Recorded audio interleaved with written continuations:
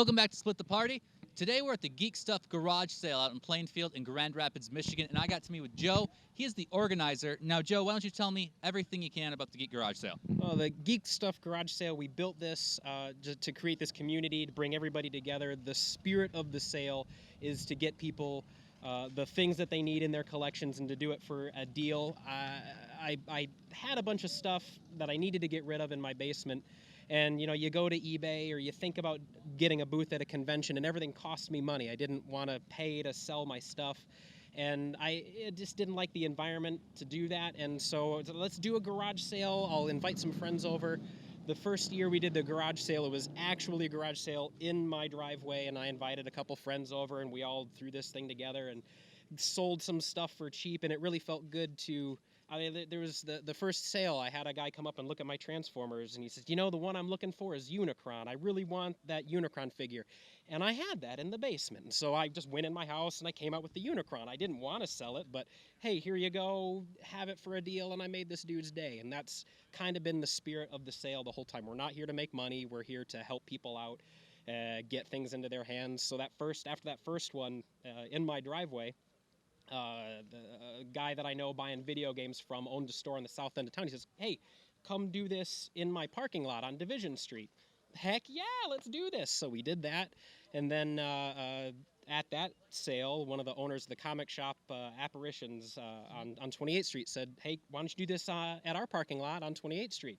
Heck yeah. So we did that for 4 more years, and sadly, we lost Apparitions. I love those guys, but the folks at Big Kids Games picked us up, and we did a holiday one last December, and I think we're going to be here for a while.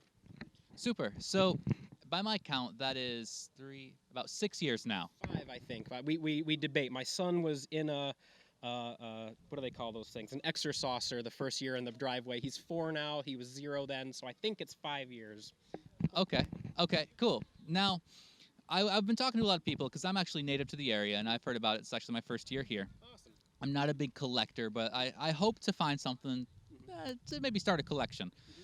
But a lot of people view a garage sale or just as sort of like a flea market, a junk sale. Is there anything that you're doing here? Because I see a lot of stuff that's not the kind of things you would see in garage sales or junk sales or flea markets differently to separate yourself. Yeah, the reason for the garage sale title, or the spirit that I hope that catches, is not that we're going to find junk here, but that I want it to be a casual environment. We're not, the vendors here, I don't want to scare anybody away by charging them money. These people get to set up for free, and so between keeping it comfortable and relaxed for the vendors, I also want people coming here looking for a deal. Since these people don't pay for their booths, and since the spirit is to get collectors together with the things that they need, people don't need to be afraid to bargain, bundle, and offer lower prices than what's stickered. You know, that we're here for the people shopping.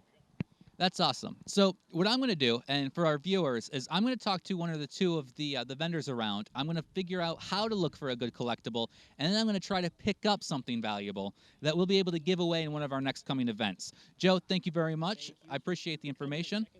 Absolutely. I'm here with Travis Bowles, and he's going to fill me in on what makes a good collectible, and then I'm going to take time at the Geek Stuff Garage Sale, hopefully to put my newfound knowledge to use. So Travis, why don't you tell me a little bit first about what you have here, because I see you got a lot of stuff, which means you look both knowledgeable and a lot of it's well taken care of. Well, I try to do a wide variety of items. Marvel Universe is really what I deal in mostly, because that's what I really enjoy. I do He-Man, comics, Star Wars, G.I. Joe, and I try to vary a little bit, but the best thing that I've learned is the more you buy, the more you pick up, the more you're looking into it. Great example. Before, I was not really I didn't know a lot about the droids line of Star Wars, okay? And a guy walked up to me and he goes, look what I got. And I looked at it and thought, man, if I saw that at a garage sale for $25, I would have walked right on by. And he paid $100 for it. Okay. You know, so I learned that, man, I've got to be a little bit more knowledgeable. And, of course, Google, the internet, it's the best way to do it. Right. Yeah. Right. Okay, so now I do have a smartphone, so I can Google if I've got general questions. Yep. And I think one of the biggest draws are action figures. I see them go online a lot, and I hear all the talk, especially old Ninja Turtles or old school Star Trek or GI Joe. And like you said, you are a Make Mine Marvel guy. I see a lot of your Marvel action figures out. Before I get too far into that, how do you feel about the difference between calling them action figures or just toys? I it really doesn't bother me. I could care less. I mean, I played with them. They were toys for me. Now when I buy them, I set them more on a shelf. There's not a lot of playing going on, except for my 10-year-old son when he gets them. Um, but for me, that it really doesn't bother me. I don't care if people call them dolls. I could care less. It's Okay. not gonna affect me. Cool. All right. So I think one of the easiest ways will be the action figure toy route. Um, can you tell me what makes a good collectible, or for instance, what makes these as valuable as they are? A big part of it is people's interests. Star Wars is back. The movie's coming out this December, and so people are really now trying to pick up as much Star Wars as they can. And when I say Star Wars, it's the vintage, the nostalgia factor. People are looking for what they played with as a kid. So Star Wars, if you can find any of the old stuff, especially in good shape, well then there you go. You're golden. But you got to remember, it's got to be the old stuff. It can't be the stuff from the 90s.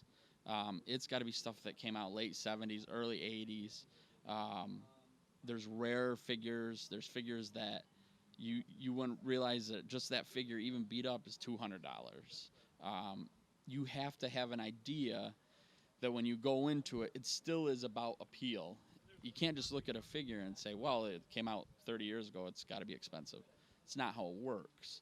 Like right now, Marvel Universe, which is what I sell mostly, Deadpool is hot. And no matter how many Deadpools I have, I sell them on every show because that's what people right now are into. Well, he's not an old figure. Right. He came out, I think, mid 90s, the character did. And a lot of the figures that we're selling now, they're figures that have came out in the last 2 years. But he's hot. He's who people want. Marvel Universe, obviously, with the Avengers movies and all those things, it's gotten much more popular. The Legends figure, which is these are 4 inches. The Legends figures, they're going to be 6 inches, and they're just as popular. These ones, they were a little bit more affordable when they came out. $8, $10. Now they've jumped up to 12, 13 in some stores. Whereas the Legends, now they're up to $20, $22 each. So somebody could come in and they could buy 2 of these, which makes them a little bit more affordable. But they also don't have the same amount of detail, articulation, those kind of things. Okay. So one thing that really piqued my interest was you mentioned the vintage Star Trek. Now, just aside from looking at them, you can sort of guess that they're old, but some people don't always take the best care. Is there anything I should look for when looking for an older collectible toy? You got to remember too, there's Star Trek and there's Star Wars. Star Trek is to me not as popular as Star Wars. The Star Trek stuff that I come across, I really sometimes struggle to sell. And not saying it's not popular, but Star Wars is really the end thing. The big thing that I recommend, you got to get a basic knowledge of what are the top 5 figures, because you could walk through a show like this and find one of them, and it could be either one, somebody's just selling their collection and they're ready to move it and they'll price it to sell, or 2, you just find somebody that they don't know what they have, so maybe they're sitting there with a $50 figure and they're asking $5. I mean, it happens. I go to shows and I take this stuff and I could have a $25 figure. If I don't sell it for 5 shows, I'm going to bring my price way down. So it's kind of one of those things where you have to have a knowledge of what those figures are. So like with Star Wars, you're talking blue snaggletooth, yak face, pop-up lightsaber, R2D2. There's these great figures out there, but if you don't have a knowledge of it, it's hard to just walk into somebody's booth and figure that out. There's a Marvel Legends Deadpool figure, which is just like these, but just a little bit bigger, who right now he's selling for $175. Wow. Yep, and he's less than 10 years old. but it's popular. The movie's coming out. I tell people all the time now, if you find a Deadpool and the price is if it's cheap, buy it, because it's going to be worth it. 2 years down the road, the value will go up. Okay, so to keep in mind then, when I go on my journey, we're going to want to look for something hopefully vintage or at least popular.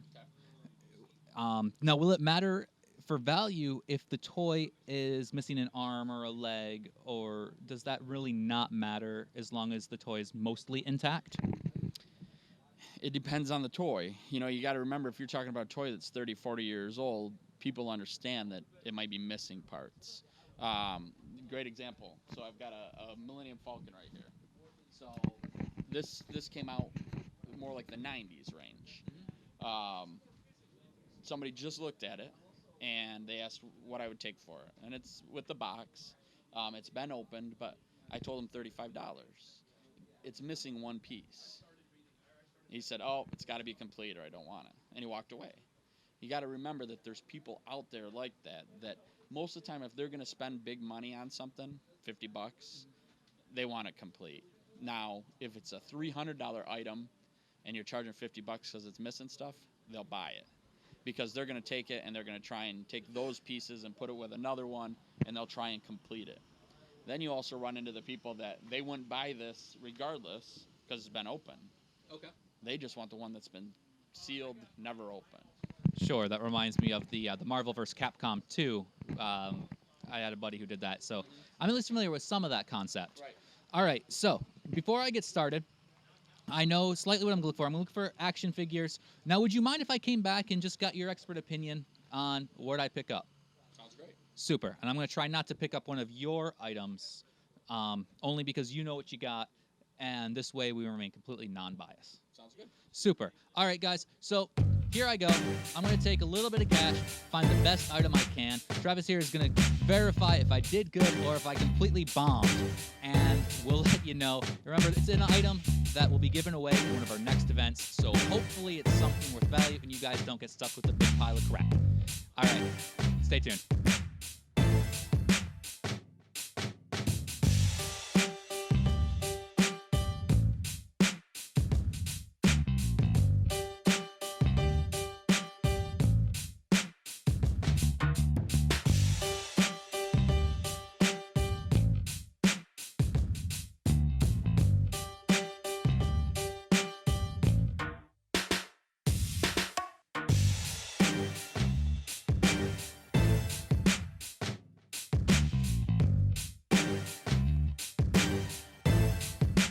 All right, so I wanted to tell you guys what I found prior to picking it up and getting it verified by Travis.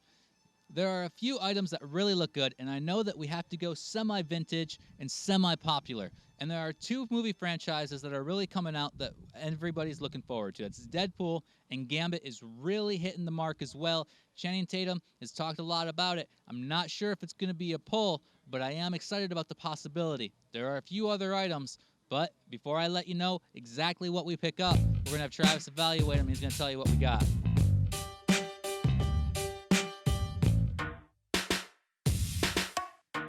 We picked up two different, hopefully what I have here are collectible toys. I handed them to Travis, took a lunch break, gave him some time to look over them, review them, and check them with the sources, and we're going to review what I picked up and hopefully what is going to be an awesome success. So, Travis, I'll let you pick which one we're starting with first, and Go from there, huh? yeah. All right. So first, let's start with the Gambit figure. New movie coming, played by a pretty well-known actor. Can't remember his name. Channing Tatum. Oh yeah, that guy. Yeah, Magic Mike. Channing Tatum. Yep. So something like this. Right now, there's not a ton of value here. If I were to buy this, the most I would probably pay $3, because I'm going to try and flip it maybe for 5, 7 possibly, but I'd say $7 isn't a horrible price either. If you find the right person, that's a price that they're going to be willing to pay. Came out in 1996, so we're talking, it's got some time. 10 years old, or almost 10. The fact that there's a movie coming out is really going to help. This line is not very sought after, but you're also looking at this card is in beautiful shape. So the card, I mean, it looks like someone could buy this right now from the store. So the hope is price will go up. Okay. Right now, Okay. right. This figure here, Apocalypse. So X-Men coming out also. Going to be the big bad guy in that movie. I'm imagine they're going to do a great job with them. I think this figure right here is probably a pretty good buy. The price tag I see on it's on is 10. I don't know if that's what you paid or not, but I would say right now that is market value on this figure, $10. I think 2 years from now, I think that could go up 25, maybe $30. Okay.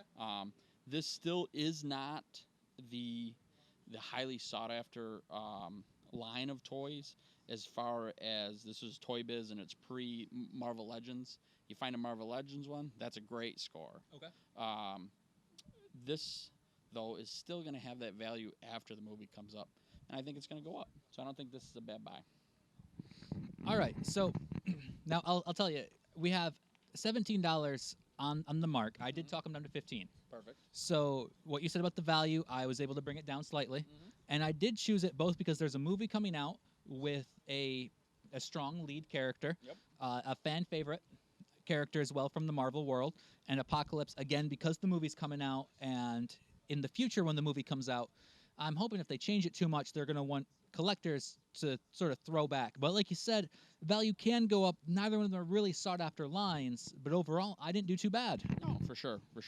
You're definitely, I'd say, right at retail right now. So with the thought of this being an investment for down the road, that's a great pickup. Awesome. I'm glad I didn't bomb out too bad, and it looks like I got a little bit of value in there. I know that personally, I like the toys. I know that's not really the goal here. It was to find something that wouldn't suck, and I guess according to you, we did decent. So I appreciate all your time and effort. That's all we got time for today, and as always, we'll see you in the nerdverse.